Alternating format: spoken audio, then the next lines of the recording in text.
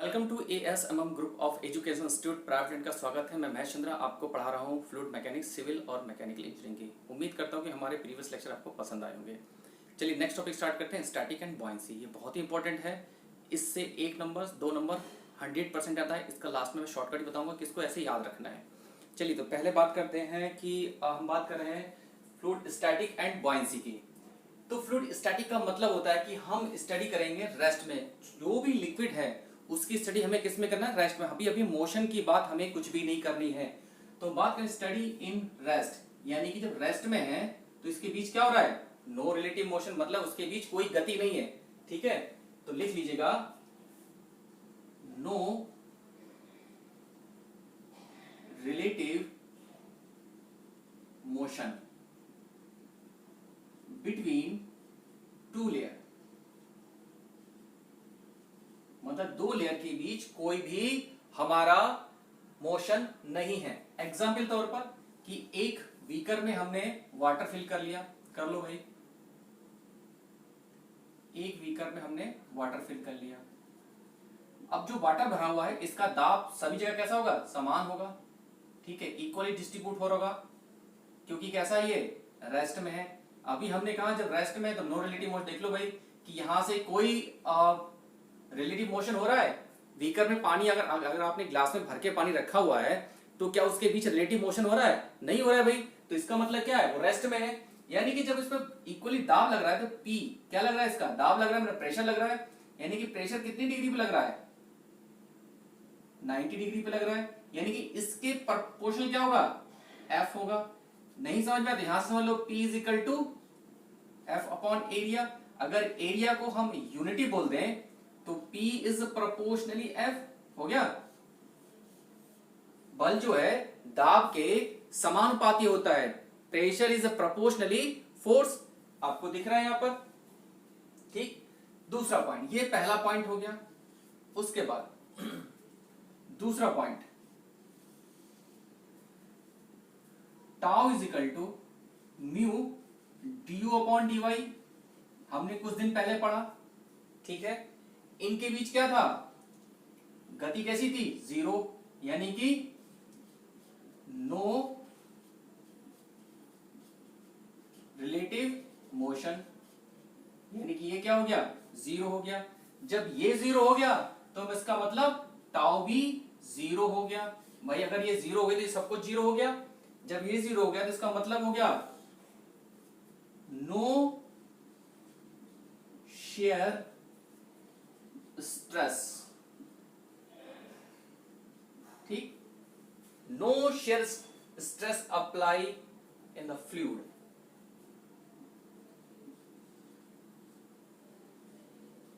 ये जितने भी क्वेश्चंस लिखे जा रहे हैं ये सारे के सारे क्वेश्चन एसएससी पूछ चुका है किसी ना किसी टॉपिक से जरिए। ठीक है, टाउ। अब हमने ये हमारा हो गया दूसरा पॉइंट। तीसरा पॉइंट, टाउ होता है एफ अपॉन एरिया। अगर मेरा टाउ कांस्टेंट है तो मेरा फोर्स भी कैसा होगा? कांस्टेंट होगा। अब जब मेरा फोर्स कांस्टेंट है तो मेरा प्रेशर भी कांस्टेंट होगा। प्रूफ हो गया तीसरा पॉइंट। चौथा, sigma is equal to F upon area. Sigma मतलब क्या होता है? सिग्मा मतलब क्या था? Surface tension. क्या इस पे सरफेस टेंशन लग रही है स्टैटिक में? क्योंकि हम यहां से पढ़ रहे हैं स्टैटिक। तो अगर ये कांस्टेंट हो गया, सरफेस टेंशन कैसा हो गया? कांस्टेंट हो गया भाई मेरा फोर्स कांस्टेंट है तो sigma equal to F upon area. Area को हम बोले यूनिटी है। अब जब यूनिटी है तो इसका मतलब है कि हमारा एफ कांस्टेंट है तो मेरा सिग्मा भी कांस्टेंट होगा। इतना किसी को दिक्कत यहां तक समझने में? यहां तक समझने में किसी को दिक्कत तो बोलिए। किसी को कोई पॉइंट है ऐसा जो समझ में ना आया हो? बोलिए भाई।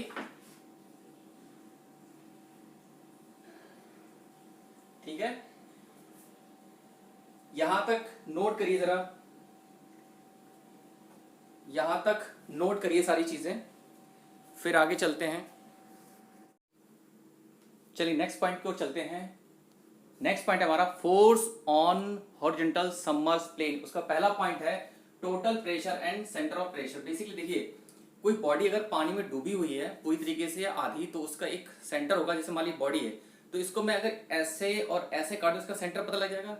ठीक है, सेंटर सीजी मतलब सेंटर मतलब सीजी पता लग गया। अब सीजी के नीचे हमेशा सेंटर ऑफ प्रेशर एक्ट करता है। ये वो प्रेशर होता है जहां पर हम इसको सपोज करते हैं, मानते हैं। ठीक है, बेसिकली इन दोनों के बीच बहुत पॉइंट का डिफरेंस होता है, ज्यादा नहीं, एक तरीके से ये एक ही पॉइंट होते हैं।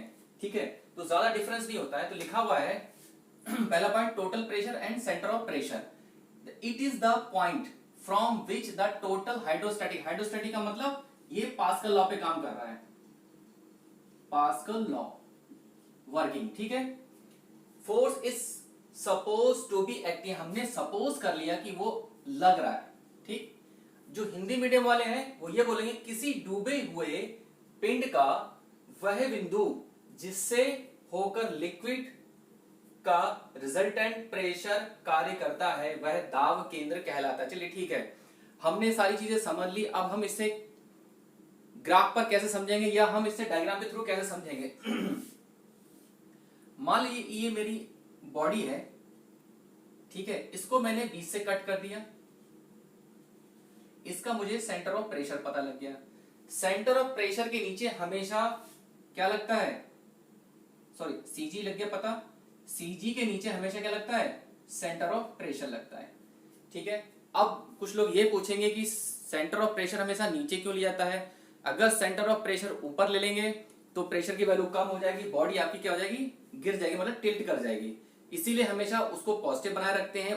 ठीक है, इसलिए हमेशा सीजी के नीचे लिया जाता है सेंटर ऑफ प्रेशर। ठीक है, अब जैसे हमने अभी बात की कि मेरा लिक्विड कैसा स्टैटिक था, अब ये जो बॉडी डूबी हुई है इस पर लिक्विड का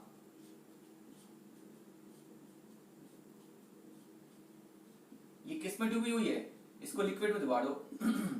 ये लिक्विड में डूबी हुई है, बाहर से क्या लग रहा है, दाब लग रहा है, पी, सब जगह पी लग रहा है, पी। तो हर जगह जब पी लग रहा है तो हर जगह एक जैसा पी तो नहीं है, अलग अलग होगा। लेकिन पूरी बॉडी का एक ऐसा पॉइंट होगा जहां पर पूरी क्या क्या होगा, प्रेशर एक्ट कर होगा। बॉडी का एक ऐसा पॉइंट होगा जहां पर होल बॉडी का प्रेशर एक्ट कर होगा, उसी को हम बोलते हैं सेंटर ऑफ प्रेशर। इतनी बात क्लियर हुई। अब हम बात करते हैं नेक्स्ट पॉइंट की ओर। अब यही बॉडी हमने डुबा दी। मान लीजिए मेरे पास बॉडी है जिसका सीजी है, ये फ्री सरफेस है हमारा, इसको बोलते हैं फ्री सरफेस कह लो या फिर कह लो एटमॉस्फेरिक कंडीशन कह लो, मतलब जिसपे एटमॉस्फेरिक प्रेशर ऐड कर रहा है उसी को फ्री सरफेस बोलते हैं। इतना ध्यान रखिए, यहां से दूरी बोलती मैंने, ये दूरी बोलती मैंने yc, y ले लो, yc ले लो, कुछ भी ले लो, लेकिन हमने सेंटर से माना इसलिए yc ले लिया। हम पढ़ चुके हैं पैसिव वेट क्या था, small w is equal to capital W upon volume. इसको क्या लिख सकते हैं, इसको f लिख सकते हैं, थोड़ी देर के लिए लिख लो भैया f लिख लिया इसको, क्योंकि वेट है, ये ना मल्टीप्लाई हो जाएगा, स्मॉल w इंटू वॉल्यूम। ये क्या होगा, स्मॉल w इंटू वॉल्यूम क्या होता है, एरिया इंटू लेंथ। अब लेंथ कितनी है, yc, तो फॉर्मूला क्या बन गया, F बराबर WA/YC। बहुत बार पूछा गया है और कुछ नहीं है इसके अंदर, हर बार एक नया क्वेश्चन पूछा गया इसके अंदर।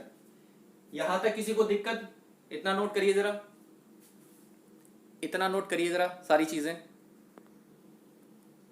चलिए बात करते हैं नेक्स्ट पॉइंट की ओर। सेकंड पॉइंट है हमारा कि हमने एक, ये सेकंड पॉइंट है हमारा, हमने एक बॉडी मान ली, कोई भी ऑर्बिटरी बॉडी है टेढ़ी मेढ़ी, ठीक है, जो फ्री सरफेस से कहीं पे डूबी हुई है। हमने उसमें एक छोटी सी स्ट्रिप कट कर ली, बहुत छोटा सा एक सेगमेंट कट कर लिया और उसका सेंटर और सेंटर प्रेशर और सीजी हमने डिफाइन कर ली, जिसकी दूरी है सेंटर से yc और इसको बोल दिया हमने सेंटर से yp। हमको पता है, हम जानते हैं, अभी हमने प्रूफ किया F बराबर WA/YC। हमने छोटा सेगमेंट लिया इसलिए हमने डेल्टा A लिख दिया, वरना पूरा सेगमेंट होता तो एरिया रहता। ठीक है, taking movement about the CG, हमने दोबारा से इस सीजी का अबाउट मूवमेंट ले लिया, इस सीजी का अबाउट दोबारा से मूवमेंट। तो मूवमेंट क्या होता है, force into perpendicular, force into इसके लंबवत दूरी। तो एफ मोमेंट क्या होगा, एफ इंटू वाई सी। तो एफ की वैल्यू क्या है, डब्ल्यू ए वाई सी हमने पुट कर दिया। अब वाई सी मल्टीप्लाई किया डब्ल्यू ए वाई सी का स्क्वायर। ये वैल्यू क्या होती है, ए वाई सी। आपने पढ़ा होगा सेकेंड मोमेंट ऑफ इनर्शिया, ठीक है। तो हमने इसको क्या बोल दिया, आई बोल दिया।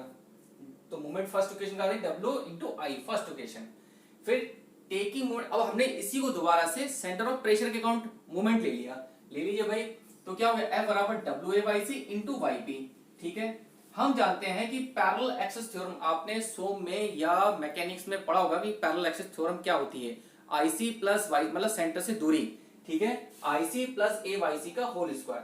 अब हमने क्या किया, फर्स्ट और सेकंड इक्वेशन को बराबर किया, डब्ल्यू से डब्ल्यू कट गया, हमने वाई पी निकाला यहां से और ये ए वाई सी इसके नीचे ले गए, ठीक है। मोमेंट ऑफ इनर्शिया की वैल्यू हमने यहां से पुट कर दी, काट पीट करके ये आ गया। तो ये फार्मूला याद रखिएगा, ये तो डेरिवेशन से कोई लेना देना नहीं है, लेकिन आपका इससे मतलब y p equal to I c upon A y c, ठीक है, प्लस वाई सी। इसका मतलब ये प्रूफ हो गया वाई सी वाई पी जो होता है वो वाई सी से ग्रेटर होता है।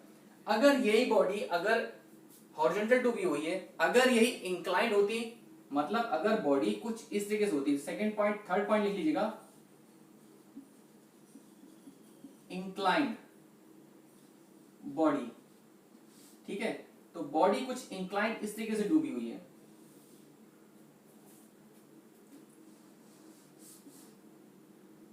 ये बॉडी हमने बोल दिया कोई इंक्लाइंड डूबी हुई है, ठीक है। इसका एक सेंटर होगा सी जी, एक सेंटर ऑफ प्रेशर होगा। अब हमने बोल दिया कितने एंगल पर डूबी हुई, अल्फा पे डूबी हुई है। इसकी दूरी यहां से होगी हमने वाई सी, और इसकी दूरी हमने बोल दी वाई पी। यहां से दूरी बोल दी हमने एल सी, और यहां से दूरी बोल दी हमने एल पी, ठीक है। तो ज्यादा ध्यान नहीं रखना है, यहां पर प्रूफ नहीं कर रहे हैं, यहां पर बस ये वैल्यू पुट कर दीजिएगा, y p is equal to I c sine square alpha divide by A y c plus y c. ये भी बहुत इंपॉर्टेंट है आपके लिए, ठीक। इतनी बात क्लियर हुई। इसकी कंडीशन देख लो, कंडीशन फर्स्ट कंडीशन, अगर बॉडी एंगल क्या हो, अगर अल्फा आपका 0 डिग्री हो तो साइन 0 की वैल्यू 0, यानी कि वाई पी बराबर क्या हो जाएगा, वाई सी के हो जाएगा। इसका मतलब ये हो गया कि बॉडी का जो फ्री सरफेस से है उसका वाई पी और वाई सी क्या होगा, बराबर होगा। अगर बॉडी अल्फा, सेकंड केस, अगर अल्फा 90 डिग्री हो जाए तो क्या बन जाएगा आपका, ये बन जाएगा y p is equal to I c upon A y c plus y c. यहां तक किसी को कोई दिक्कत, कोई परेशानी यहां तक समझने में, यहां तक नोट करिए। फार्मूला से आपको लेना देना नहीं है ज्यादा, लेकिन आपको मतलब है इसके कंक्लूजन से, इतना नोट करिए यहां तक। किसी को कोई पॉइंट ऐसा हो जो समझ में ना आ रहा हो